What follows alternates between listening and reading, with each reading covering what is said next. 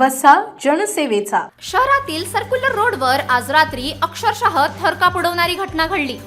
समोरून येणाऱ्या भरधाव स्विफ्ट डिझायर कारने रस्त्याच्या कडेला चालत असलेल्या 3 ते 4 नागरिकांना जबरदस्त धडक देत उडवले. या बेफाम आणि निष्काळजी वाहन चालकामुळे एका निरपराध नागरिकाचा जागीच मृत्यू झाला असून 2 जण गंभीर जखमी झाले आहेत. या अपघातात प्रशांत किसनराव जाधव वय 47 राहणार महावीर नगर बुलढाणा यांचा दुर्दैवी मृत्यू झाला आहे. जखमीमध्ये अजय नरेंद्र खांडे राहणार महावीर नगर याला डोक्यावर गंभीर दुखापत झाली असून विशाल राजू आडेकर याच्या पाठीवर गंभीर मार लागला आहे. दोघांचाही उपचार जिल्हा रुग्णालयात सुरू आहे. धडक दिल्यानंतर स्विफ्ट डिझायरचा चालक घटनास्थळावरून उडून पसार झाला.